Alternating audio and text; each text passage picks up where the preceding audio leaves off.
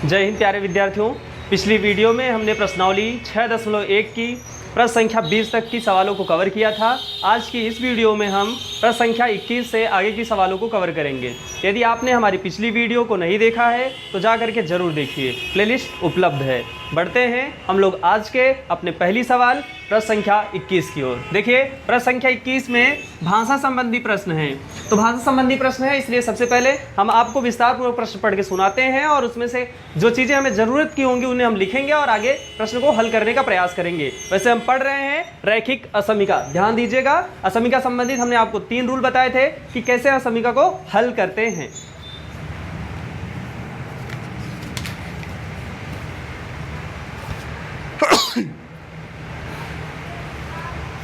शुरुआत ही गड़बड़ बात। तो प्रश्न संख्या 21 है, रवि ने पहली 2 एकक परीक्षा में 70 और 75 अंक प्राप्त किए हैं। वह न्यूनतम अंक ज्ञात कीजिए जिसे वह तीसरी एकक परीक्षा में पा करके 60 अंक का न्यूनतम औसत स्कोर प्राप्त कर सके। ठीक है, मतलब वो कह रहे हैं कि रवि क्या करता है, 3 परीक्षाएं देता है एक एक करके। ठीक है, रवि कितनी परीक्षाएं देता है, 3 परीक्षाएं देता है एक एक करके, जिसमें से वो क्या है, जिसमें से वो एक परीक्षा में 70 अंक और दूसरे परीक्षा में 75 अंक प्राप्त करता है। और हमसे कहा गया है कि बताइए तीसरी परीक्षा में वो कितना अंक प्राप्त करे कि उसका जो औसत हो वो न्यूनतम 60% हो ही, कम से कम कितना हो, 60% हो, अधिकतम कितना भी हो सकता है। तो सबसे पहले हम लोग क्या लिखेंगे, मान लेते हैं, माना रवि तीसरी परीक्षा में यक्स अंक प्राप्त करता है, यक्स अंक प्राप्त करता है। अगर रवि तीसरी परीक्षा में यक्स अंक प्राप्त करता है, ठीक है, तो प्रश्नानुसार, किसके अनुसार, प्रश्नानुसार, प्रश्न के अनुसार क्या हो जाएगा, प्रश्नानुसार हमारे पास यहाँ हो जाएगा क्या, प्रश्नानुसार उसने पहली परीक्षा में तो कितने अंक प्राप्त किए थे, 70 अंक प्राप्त किए थे। फिर क्या, दूसरी परीक्षा में उसने कितने, 75 अंक प्राप्त किए थे। और तीसरी परीक्षा में हमने क्या मान लिया है, यक्स अंक प्राप्त करता है। और यदि हम इन तीनों का औसत निकालें तो हमें 3 से भाग भी करना पड़ेगा। क्यों, क्योंकि हमारे पास आंकड़े 3 हैं, जितने आंकड़े होते हैं उनका योग और उनकी संख्या का ही जो भाग होता है वो औसत कहलाता है। तो सवाल ने कहा है कि वह तीसरी एकक परीक्षा में पा करके 60 अंक न्यूनतम औसत प्राप्त कर सके। औसत है, इसीलिए हमने यहाँ इसका क्या निकाल दिया है, औसत निकाल दिया है। और न्यूनतम के लिए हम लोग लिखेंगे ग्रेटर देन इक्वल टू कितना, 60। ठीक है, देखिए ग्रेटर देन इक्वल टू 60 का मतलब है कि वो 60 तो प्राप्त ही करे, लेकिन 60 से कम ना प्राप्त करे। न्यूनतम 60%, अधिकतम कितना भी हो सकता है, इसीलिए हमने इक्वल टू 60 और ग्रेटर देन 60 का क्या लगाया है, चिन्ह लगाया है। आइए सॉल्व करते हैं। देखिए सॉल्व करने के लिए सबसे पहले तो हमें इस 3 को हटाना है। 3 हटाने के लिए हमें क्या करना पड़ेगा, दोनों पक्षों में 3 से गुणा करना पड़ेगा। क्या लिखते हैं, लिखते हैं दोनों पक्षों में 3 से गुणा करने पर, 3 से गुणा करेंगे तो इन दोनों को जोड़ भी देते हैं। ये हो जाएगा कितना, 70 140 140 5 क्या हो जाएगा, 145 plus x is greater than equal to 3 से यहाँ गुणा करेंगे तो कितना हो जाएगा, 3 6 18। ठीक है ना, ये हो गया हमारा।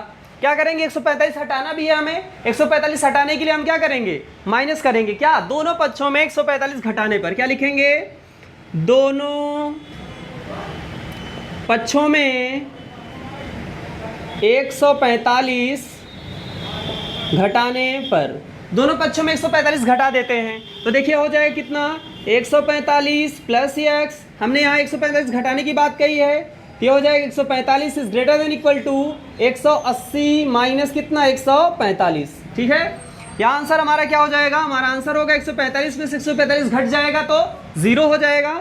यहाँ हो जाएगा x is greater than equal to, यहाँ हो जाएगा 180 में से 145 घटा रहे हैं हम, तो 10 में से 5 घट जाएगा तो कितना बचेगा, 5 बचेगा। यहाँ बचा कितना, 7 में से 4 घटाएंगे तो कितना, 3। ठीक है, यक्स की जो वैल्यू है वो क्या है, 35। यक्स की वैल्यू क्या है, 35 या 35 से बड़ी है। मतलब कि रवि यदि तीसरी परीक्षा में 35 अंक प्राप्त करे या 35 अंक से अधिक अंक प्राप्त करे तो वह न्यूनतम 60% अंकों से क्या हो जाएगा, उत्तीर्ण हो जाएगा। लिखेंगे क्या, अतः रवि द्वारा तीसरी परीक्षा में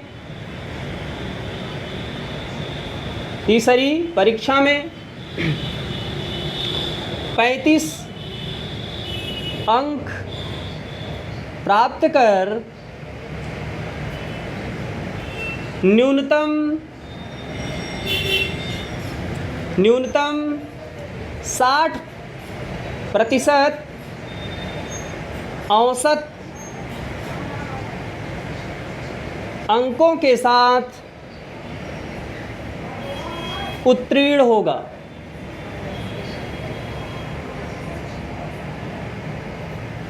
ठीक है, रवि द्वारा तीसरी परीक्षा में 35 अंक प्राप्त करेगा तो वह न्यूनतम 60% अंकों के साथ क्या हो जाएगा, उत्तीर्ण हो जाएगा। ठीक है ना, ये रहा ग्रेटर देन इक्वल टू का साइन। आपको पता है हम 35 भी ले सकते हैं और 35 से अधिक भी ले सकते हैं। यदि 35 से अधिक लेंगे तो न्यूनतम 60% के लिए तो 35 अलाउ ही है, 60% से अधिक के लिए आप इसके ऊपर भी जाकर के अंकों को ले ही सकते हैं। ठीक है, तो ये रहा हमारा क्या, प्रश्न संख्या 21। बढ़ते हैं हम लोग अपने अगले प्रश्न संख्या 22 की ओर। देखिए प्रश्न संख्या 22 है हमारे पास। किसी पाठ्यक्रम के ग्रेड ए पाने के लिए एक व्यक्ति को सभी 5 परीक्षाओं जिसमें से प्रत्येक 100 में से 90 अंक या अधिक अंक का औसत प्राप्त करना चाहिए। यदि सुनीता के प्रथम 4 परीक्षाओं के प्राप्तांक 87, 92, 94 और 95 हो तो न्यूनतम अंक ज्ञात कीजिए जिसे 5वीं परीक्षा में प्राप्त करके सुनीता उस पाठ्यक्रम में ग्रेड ए पाएगी। ठीक है, सेम उसी प्रकार का प्रश्न है। हमें क्या करना चाहिए, सबसे पहले मान लेना चाहिए। क्या कर लेना चाहिए, मान लेना चाहिए कि माना सुनीता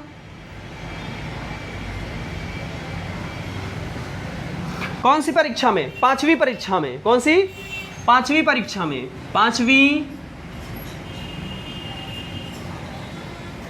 परीक्षा में x अंक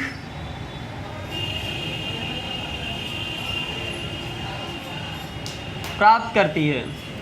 सुनीता अगर 5वीं परीक्षा में x अंक प्राप्त करती है और उसके 4 विषयों में प्राप्तांक कितने हैं, 4 विषयों के प्राप्तांक शेष 4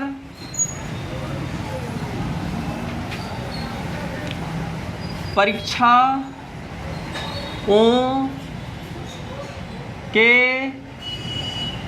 प्राप्तांक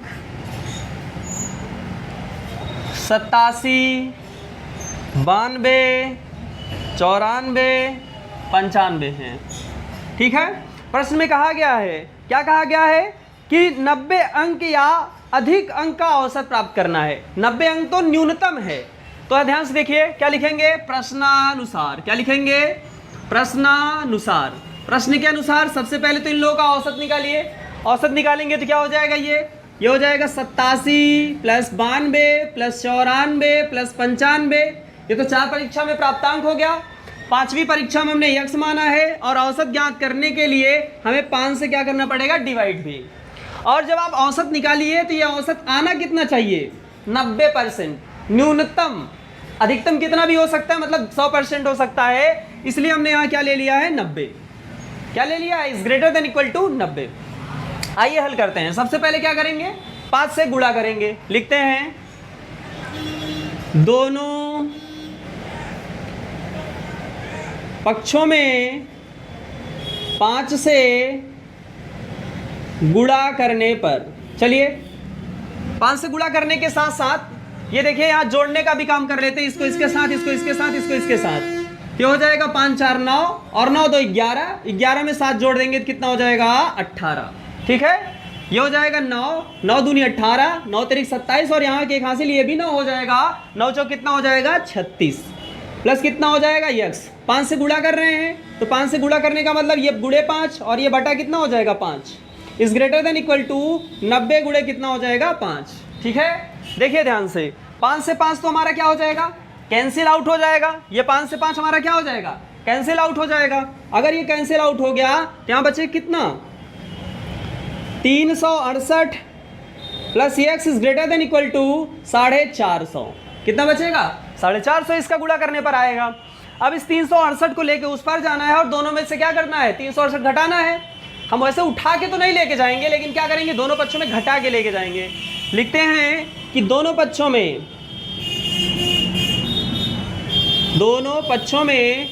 368 घटाने पर ये हो जाए कितना, 368 plus x minus 368 is greater than equal to 450 minus 368। ये कितना हो जाएगा, x is greater than equal to 10 में से 8 गए कितना, 2, 10 में से 8 गए 2, यहाँ बचेगा 4, 14 में से 6 गए कितना, 8, ठीक है, यहाँ बचेगा 3, 3 में से 3 घट जाएगा 0। मतलब x की वैल्यू कितनी आई, x is greater than equal to 82। मतलब सुनीता को 5वीं परीक्षा में न्यूनतम तो 82 अंक प्राप्त ही करने हैं, न्यूनतम 82 अंक प्राप्त करने हैं। अगर वो इससे ज़्यादा अंक प्राप्त करती है तो वो परीक्षा में न्यूनतम 90 से ज़्यादा भी % प्राप्त कर सकती है, लेकिन 90 प्राप्त करने के लिए सुनीता को 82 अंक तो प्राप्त करने ही पड़ेंगे। लिखते हैं आंसर में,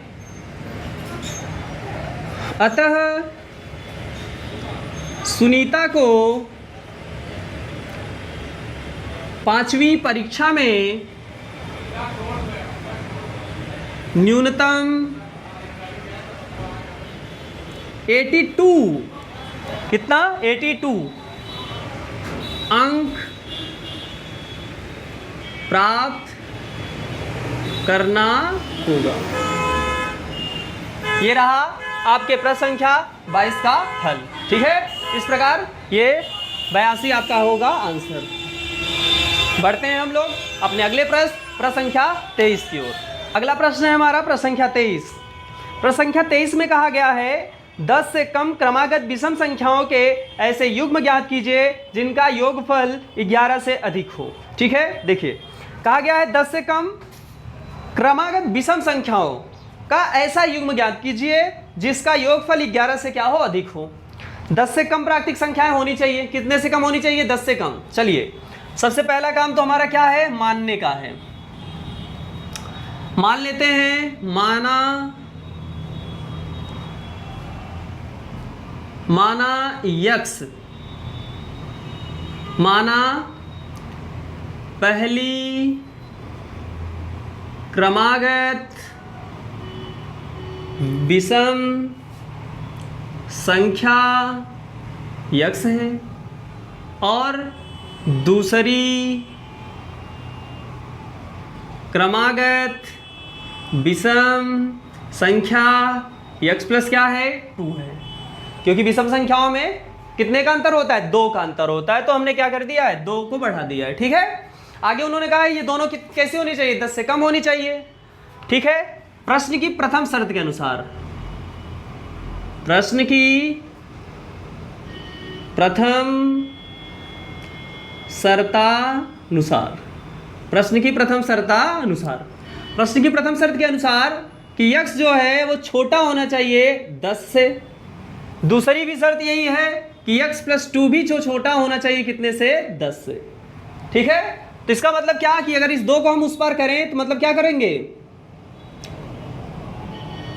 दोनों पक्षों में 2 घटाने पर यहाँ हो जाएगा x plus 2 minus 2 is less than 10 minus 2, मतलब यक्स इज लेस देन कितना, 8।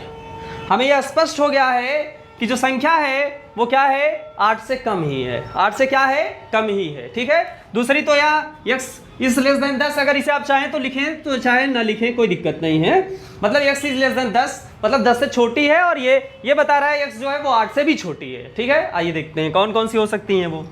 आगे उन्होंने कहा है जिनका योगफल 11 से अधिक हो और योगफल क्या हो, 11 से ज्यादा हो। अच्छा, प्रश्न की द्वितीय शर्त, प्रश्न की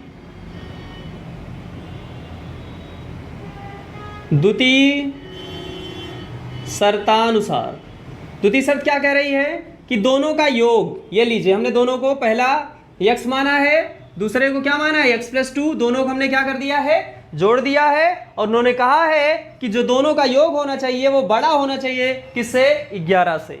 लीजिए हमने दोनों के योग को क्या कर दिया, 11 से बड़ा।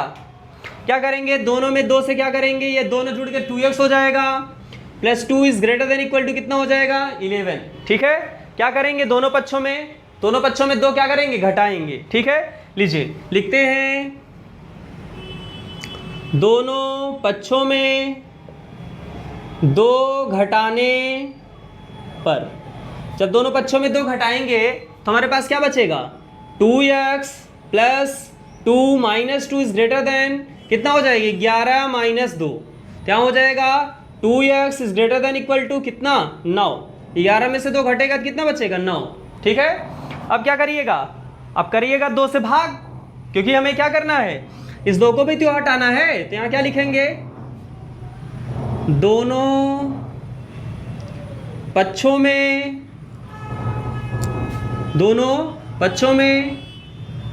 2 से भाग करने पर, दोनों पक्षों में 2 से भाग करेंगे तो क्या हो जाएगा 2x इज ग्रेटर देन 9 अपान इसका भी 2 और इसका भी 2, तो यहाँ क्या हो जाएगा 2 से 2 कट जाएगा, x इज ग्रेटर देन 9/2 या 4.5।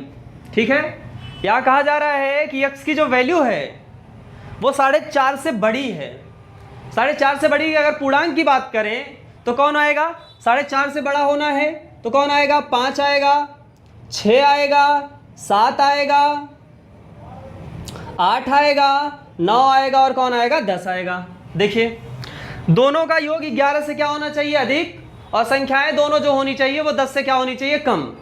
यही तो हमें क्या दिख रहा है 6 तो होगा नहीं, 8 तो होगा नहीं और 10 भी तो नहीं होगा।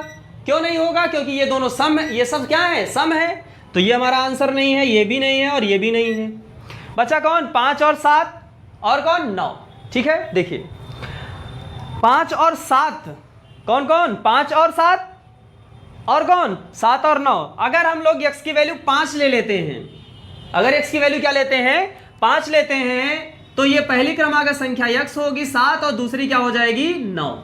ध्यान समझ लीजिए कैसे, अगर आप x की वैल्यू 5 लेते हैं, अगर x की वैल्यू आप क्या लेते हैं 5 लेते हैं, तो क्या हो जाएगा पहला जो होगा वो कितना हो जाएगा 5 और दूसरा कितना हो जाएगा 7। तो आप ऐसी संख्याओं का युग्म ज्ञात करना था, तो पहला जो युग्म बनेगा वो कौन रहेगा x जो है वो बिलोंग्स टू 5 या 7। ठीक है ना, बात समझ में आई होगी आपको कि यदि आप x की जगह 5 ले रहे हो, देखिए यहाँ 5 लीजिए तो यहाँ 5 रखेंगे, 5 और 2 कितना हो जाएगा 7। मतलब अगर आप 5 लोगे तो 7 मिलेगा ही, पहली संख्या 5, दूसरी क्रमांक संख्या 7, दोनों 10 से कम भी हैं और दोनों का योग क्या है 11 से ज्यादा भी है। 7 5 कितना होता है 12 होता है, तो ये पहली क्रमांक संख्या हो गई। या दूसरा जो आंसर हमारा हो सकता है वो हम 7 लेने पे चेक करते हैं, यदि हम यहाँ 7 लें तो 7 और 2 कितना हो जाएगा 9। ठीक है, तो दूसरी जो क्रमांक संख्या होगी वो 7 और क्या हो सकती है 9। अगर आप तीसरी की बात करें तो तीसरी भी चेक कर लीजिए, यहाँ तीसरी होगी 9 और 9 में 2 जोड़ेंगे तो कितना हो जाएगा 11, जो कि पॉसिबल नहीं है, जो कि पॉसिबल नहीं है। क्यों नहीं है, क्योंकि कहा गया है कि जो दोनों विषम संख्याएं हैं वो 10 से कम ही हैं, तो यहाँ जो दूसरी विषम संख्या आई है वो क्या है 10 से ज्यादा है, इसलिए 9 लेना पॉसिबल नहीं है। हमारा सिर्फ आंसर 2 युग्म होंगे, पहला 5 7, दूसरा 7 और 9। तो इस प्रकार आपका आंसर बनता है क्या, पहला युग्म 5 7, दूसरा युग्म 7 और 9। ठीक है, तो इस प्रकार से ये रहा प्रश्न संख्या 23 का हल। बढ़ते हैं हम लोग अपने अगले प्रश्न संख्या 24 की ओर। प्रश्न संख्या 24 में भी कहा गया है क्रमागत सम संख्याएं, क्या है क्रमागत सम संख्याएं हैं, और सम संख्याओं का ऐसा युग्म भी ज्ञात करना है जिसमें से प्रत्येक 5 से बड़े हों तथा उनका योगफल 23 से क्या हो कम। देखिए 5 से बड़े हों पहली शर्त है, दूसरी शर्त है उनका योगफल कितना होना चाहिए 23 होना चाहिए। तो क्या कह रहे हैं, कह रहे हैं कि युग्म ज्ञात करिए। मान लेते हैं, माना पहली क्रमागत सम संख्या x है, अगर पहली x है तो दूसरी क्रमागत सम संख्या x प्लस क्या है 2 है। आप उसकी तरह इसे भी मान सकते हैं, कोई दिक्कत नहीं है, सम्मानीय सम्मानीय विषमानीय विषमानीय, ठीक है कोई दिक्कत नहीं है। यहाँ हमने x और x प्लस 2 मान लिया है। ठीक है, फिर आगे क्या कह रहे हैं कि उनमें से प्रत्येक जो हो वो क्या हो 5 से बड़ा हो, 5 से क्या हो बड़ा हो। मतलब ये भी हम लोग कहेंगे कि प्रश्न की पहली शर्त यह कह रही है, प्रश्न की प्रथम शर्तानुसार यक्स जो है वो बड़ा होना चाहिए 5 से, और यक्स प्लस 2 भी जो है वो बड़ा होना चाहिए कितने से, 5 से। इसका मतलब यक्स की जो वैल्यू है वो 3 से बड़ी होनी चाहिए। जब दोनों में से घटाएंगे तो 3 आएगा, ठीक है। आगे उन्होंने कहा है तथा उनका योगफल, प्रश्न की द्वितीय शर्त लिखते हैं।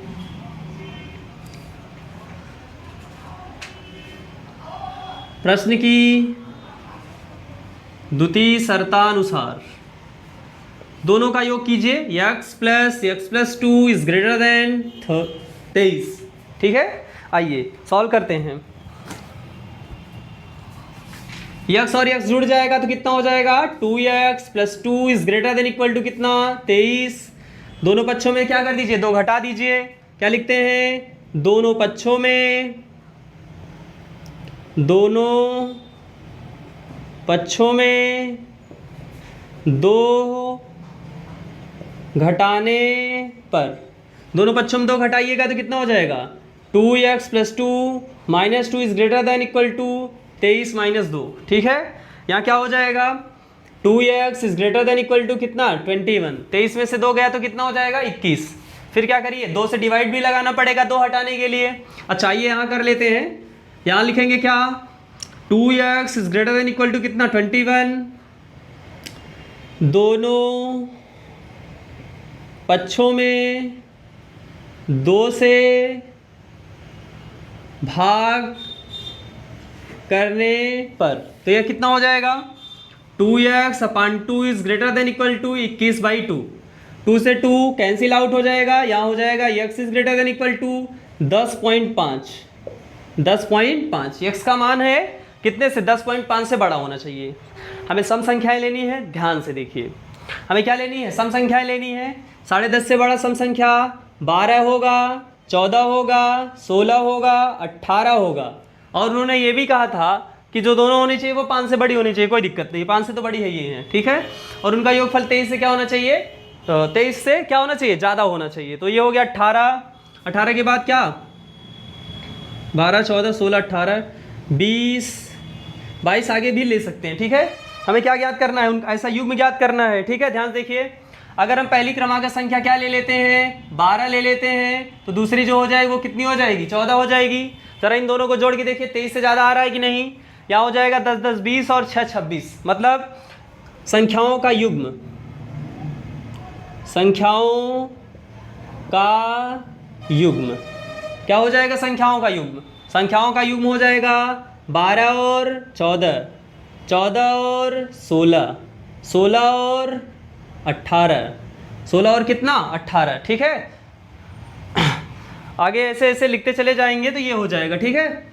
आगे और भी बनेंगी, ठीक है। देखते हैं एक बार सवाल में कहा है 23 से कम हो, 23 से क्या हो, कम हो, ठीक है। अच्छा ये देखिए, 23 से कम हो, हमने 23 से क्या कर दिया, ज़्यादा कर दिया, इसी वजह से, ठीक है, कोई दिक्कत नहीं। ये देखिए यहाँ हमारा जो सैम्बल रहेगा वो इधर की तरफ रहेगा, ठीक है। ये 23 से कम के लिए है, 23 से क्या है, कम के लिए है, तो ये रहा 23 से कम, और ये भी रहा क्या, 23 से कम ही, ठीक है। लीजिए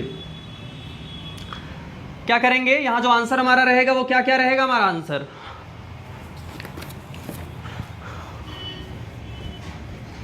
23 से कम, 10.5 से कम, 10.5 से कम है और 5 से ज़्यादा है। 10.5 से कम और कितने से, 5 से ज़्यादा, मतलब कितना, 6, 8 और कौन, 8, उसके बाद कौन, 10, ये 3 होंगी, ठीक है। तो क्या हो करना है, इनमें से सम संख्याएं हैं। देखिए पहला युग्म लिखते हैं, संख्याओं का युग्म, संख्याओं का युग्म।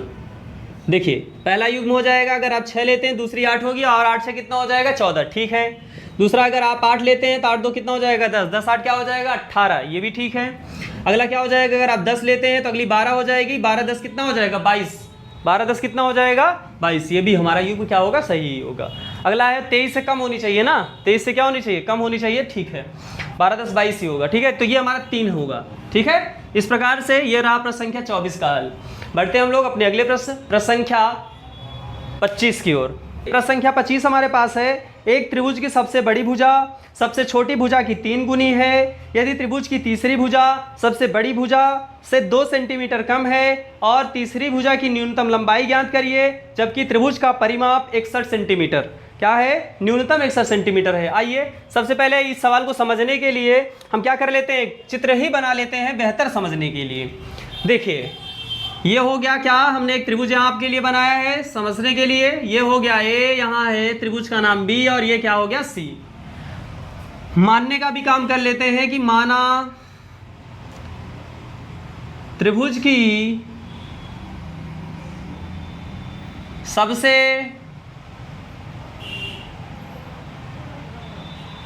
छोटी भुजा x सेंटीमीटर है। ठीक है, लाइए इसे x भी मान लेते हैं। सबसे छोटी भुजा क्या हो गई, x सेंटीमीटर। आगे उन्होंने कहा है त्रिभुज की सबसे बड़ी भुजा सबसे छोटी भुजा की 3 गुनी है। अगर हम लोग इसे बड़ी मानते हैं तो ये क्या हो जाएगा, 3x। ठीक है, क्या सबसे बड़ी भुजा 3x सेंटीमीटर है। आगे उन्होंने कहा है त्रिभुज की तीसरी भुजा सबसे बड़ी भुजा से 2 सेंटीमीटर कम है। अगर ये तीसरी भुजा है तो सबसे बड़ी भुजा 3x है और इससे 2 कम है। ठीक है, तो ये क्या हो जाएगा, तीसरी भुजा। कौन सी, तीसरी भुजा कितनी हो जाएगी, 3x माइनस 2 सेंटीमीटर है। आगे क्या कहा है, त्रिभुज का परिमाप 61 सेंटीमीटर क्या है, न्यूनतम है। क्या है, न्यूनतम। लिखते हैं त्रिभुज का परिमाप क्या है, न्यूनतम है। क्या है, न्यूनतम है। कितना, 61। सबसे कम से कम कितना है, 61 है। इसके बराबर भी नहीं है, 61 से कम ही है, न्यूनतम उन्होंने बोला है। तो यहाँ क्या हो जाएगा, लेस देन 61। ठीक है, आगे देखिए त्रिभुज का परिमाप क्या होता है, तीनों भुजाओं का योग। तो तीनों भुजाओं का योग क्या हो जाएगा, तीनों भुजाओं का योग होगा x plus 3x plus 3x minus 2 is less than 61। ठीक है, देखिए 3 3 6 और कितना हो जाएगा, 7x। कितना हो जाएगा, 7x। 2 2 उस पार लेके जाना है। लेके जाने के लिए अभी तो नहीं लेके जा पाएंगे, क्यों, क्योंकि हमारा रूल कह रहा होता है कि दोनों पक्षों में अगर इस 2 को हटाना है तो दोनों पक्षों में 2 जोड़ना पड़ेगा। लिखते हैं दोनों पक्षों में 2 जोड़ने पर तो ये हो जाएगा 7x minus 2 plus 2 is less than 61 minus 61 plus 2। यहाँ कितना हो जाएगा, 7x इज लेस देन 63। ठीक है, क्या हो जाएगा अगली लाइन में, 7 को हटाना है। 7 से दोनों पक्षों में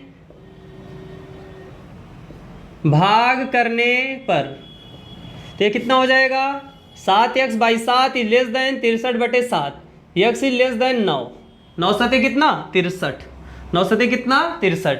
तो हमारे पास जो भुजाएं आएंगी वो कौन कौन सी हो जाएंगी, सबसे छोटी भुजा का मान कितना हो जाएगा, 9 से कम। कितना, 9 से कम। तो अगर ये 9 से कम है तो ये कितना हो जाएगा, अगर आप इसे माने 9 हो जाएगा, और ये कितना हो जाएगा, 27 हो जाएगा, और ये कितना हो जाएगा, 27 में से 2 कम कितना, 25। ठीक है, इस प्रकार भुजाएं क्या हो जाएंगी, अगर हम लोग भुजाओं में ये वैल्यू रखें, ठीक है, x से कम के लिए। ठीक है, आप चाहें तो त्रिभुज का परिमाप में यहाँ इक्वल टू का भी साइन लगा सकते हैं। ठीक है, इससे आपको यह स्पष्ट होगा कि हम 9 भी ले सकते हैं। ठीक है, न्यूनतम 9 है। कितना है, न्यूनतम 9 है। तो न्यूनतम 9 के लिए ये रहा। ठीक है, तो आपका आंसर क्या हो जाएगा, x is 9, x is equal to और लेस देन 9। आप 9 से या 9 से कम भी ले सकते हैं। तो हमारा आंसर जो रहेगा वो हमेशा 61 रहेगा, या 61 से क्या रहेगा, कम रहेगा। ठीक है, तो ये रहा आपका आंसर। ठीक है, प्रश्न संख्या 25 के लिए बढ़ते हैं हम लोग अपने अगले प्रश्न, प्रश्न संख्या 26 की ओर। प्रश्नावली 6.1 का ये अंतिम प्रश्न है। प्रश्न संख्या 26 कहा गया है, एक व्यक्ति 91 सेंटीमीटर लंबे बोर्ड में से 3 लंबाइयां काटना चाहता है। दूसरी लंबाई सबसे छोटी लंबाई से 3 सेंटीमीटर अधिक है और तीसरी लंबाई सबसे छोटी लंबाई की दूनी है। सबसे छोटे बोर्ड की संभावित लंबाई क्या है यदि तीसरा टुकड़ा दूसरे टुकड़े से 5 सेंटीमीटर क्या है, कम है। इसमें सवाल में आपके लिए क्या दिया, उन्होंने सॉल्यूशन करके भी दे दिया है। आपको सिर्फ और सिर्फ क्या करना है, असमीका हल करना है। उन्होंने यह भी कहा है कि क्या करिए, मान लीजिए, क्या कर लीजिए, मान लीजिए। तो उन्होंने यहाँ क्या बना रखा है आपके लिए समीकरण बना रखा है। ये हम लोग समीकरण बनाते हैं। देखिए प्रश्न संख्या 26, प्रश्न संख्या 26 कह रहा है कि 91 सेंटीमीटर लंबे क्या है, बोर्ड से 3 लंबाइयां काटना है। ठीक है, 3 लंबाई काटना चाहता है, लंबे बोर्ड में से 3 लंबाइयाँ काटना चाहता है। क्या कह रहा है, दूसरी लंबाई सबसे छोटी लंबाई से 3 सेंटीमीटर अधिक है और तीसरी लंबाई छोटी लंबाई की क्या है, दूनी है। ठीक है, मान लेते हैं, माना सबसे छोटी लंबाई x सेंटीमीटर है। अगर ये x है तो उसने कहा है क्या, दूसरी लंबाई सबसे छोटी लंबाई से 3 अधिक है, तो ये दूसरी लंबाई क्या हो जाएगी, दूसरी लंबाई इससे क्या हो जाएगी, 3 सेंटीमीटर क्या अधिक, 3 सेंटीमीटर अधिक के लिए x + 3 हो जाएगा। ठीक है, आगे देखिए, आगे उन्होंने कहा है और सबसे छोटी की दूनी है कौन, तीसरी लंबाई, तीसरी लंबाई 2x सेंटीमीटर है।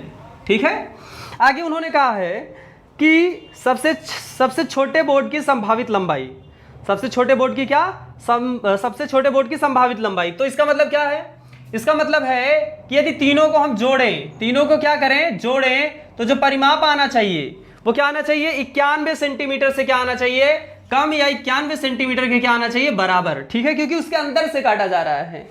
ठीक है, आगे उन्होंने क्या कहा है कि यदि तीसरा टुकड़ा दूसरे टुकड़े से 5 सेंटीमीटर अधिक है, तीसरा टुकड़ा कितना है, ये तो पहली शर्त हो गई। दूसरी शर्त हो गई कि जो तीसरा टुकड़ा है, प्रथम शर्त यहां लिख देते हैं। ठीक है, द्वितीय शर्त क्या है, द्वितीय शर्त है कि जो तीसरा टुकड़ा है 2x, तीसरा टुकड़ा दूसरे टुकड़े से, दूसरा टुकड़ा कितना है, दूसरा टुकड़ा है x + 3, दूसरे टुकड़े से 5 सेंटीमीटर अधिक है, ये लीजिए 5 सेंटीमीटर अधिक कर दिया। ठीक है, ये दोनों बन गए आपके समीकरण। आपको दोनों समीकरण को क्या करने हैं, हल कर लेने हैं, बस क्या करना है हमें, दोनों जोड़ लीजिए। ठीक है, ये हो जाएगा 2 और ये 3 और ये कितना, 4x + 3 ≤ कितना, 91। ठीक है, आपको रूल तो पता ही है, इस 3 को क्या करना है, उधर पक्षांतर करना है। तो क्या लिखिएगा, दोनों पक्षों में 3 घटाने पर, 3 घटाएंगे तो यह हो जाएगा 4x + 3 - 3 <= 91 - 3। ये कितना हो जाएगा, 4x = 88। 4 से डिवाइड कर दीजिए, 4 से दोनों पक्षों में भाग करने पर, तो ये कितना हो जाएगा, 4x/4 = 88/4, यह हो जाएगा x ≤ 22। ठीक है, अगला देखिए, यहाँ हल कर देते हैं दूसरी वाले समीकरण को, द्वितीय शर्त को। यहाँ हो जाएगा 2x > x + 5 और 3 8 हो जाएगा। दोनों पक्षों में x क्या कर दीजिए, घटा दीजिए, दोनों पक्षों में x घटाने पर, तो ये हो जाएगा 2x - x <= x - x + 8। ये x बचेगा > कितना हो जाएगा, 8। ठीक है, ये रहा आपका यहाँ एक समीकरण और ये रहा दूसरा समीकरण। ठीक है, कहा गया है कि आप बताइए वो संभावित लंबाइयाँ क्या होंगी। तो हम लोग को आंसर के लिए तो कुछ संभावित लंबाई मिल नहीं पा रही है, संभावित मतलब कंफर्म नहीं मिल पा रही, संभावित तो हम कुछ भी बोलेंगे, इसलिए लिखते हैं, अतः काटे गए त्रिभुज से काटे गए टुकड़े की सबसे छोटी लंबाई 8 और अधिकतम लंबाई 22 सेंटीमीटर होगी। देख लीजिए, मतलब हमारा जो आंसर होगा वो कैसा होगा, आंसर x की जो वैल्यू है वो क्या होगी, बड़ी होगी, बराबर होगी 8 से, छोटी होगी और बराबर होगी किससे, 22 से। ठीक है, ये रहा आपका आंसर। मतलब आप x के लिए संभावित मान में कुछ भी बोल सकते हैं कि वो 8 से क्या हो, बड़ी हो, और 22 से क्या हो, छोटी हो। आप सबसे छोटी जब लंबाई ले ही लेंगे तो आपको और आंसर तो मिलेंगे ही। कैसे, मान लीजिए आपने 10 ले लिया, तो ये 10 हो गया, ये 13 हो गया और ये कितना हो जाएगा 10 दूना 20। इस प्रकार से आपके आंसर तो बन ही जाएंगे, ठीक है। लेकिन हमें संभावित बोलना था, कंफर्म नहीं बोलना है कौन सा लेना है। इस वजह से हमने बोल दिया है x का मान जो है वो 8 से बड़ा है और बराबर भी है, और 22 से छोटा भी है और क्या है बराबर भी है। इस प्रकार प्रश्नावली 6.1 समाप्त होती है। यदि आपके पास कोई डाउट बचता है तो आप हमें कमेंट बॉक्स में जरूर बताएं। आई होप आपको वीडियो पसंद आई होगी, तो वीडियो को लाइक कीजिएगा। फिर मिलते हैं आपसे नेक्स्ट वीडियो में, तब तक के लिए जय हिंद जय भारत।